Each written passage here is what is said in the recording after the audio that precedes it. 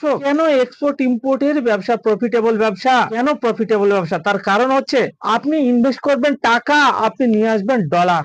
আপনি ইনভেস্ট করবেন টাকা আর বাড়িতে নিয়ে আসবেন ডলার। সেই জন্য বলছি দর্শক, ডলারে ইনকাম করুন। ডলারে আপনি 1 টাকা বিদেশ থেকে নিয়ে আসবেন, অর্থাৎ $1 নিয়ে আসবেন, আপনার বাড়িতে এসে হয়ে যাবে 86 টাকা।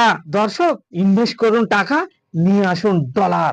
আমরা যে স্লিপার চপ্পলকে এক্সপোর্ট করব, কিন্তু কোন কান্ট্রিতে করব, কোন কান্ট্রিতে ডিমান্ড বেশি, এর মার্কেট কি আছে, সেগুলো তো আমাদের জানতে হবে, নাহলে আমরা কিভাবে করব।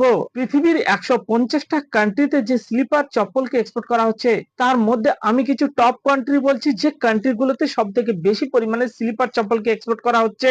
Afghanistan, Australia, Bhutan, Brazil, Cameroon, Canada, Djibouti, Fiji, France, Germany, Indonesia, Italy, Japan, Korea, Kuwait, Libya, Malaysia, মালদ্বীপ, নাইজেরিয়া, রোমান, Yemen republic, Qatar, Saudi Arab, Somalia, Spain, Tanzania, Thailand, Turkey, united Arab Emirates, UK, USA, এগুলো হচ্ছে top country.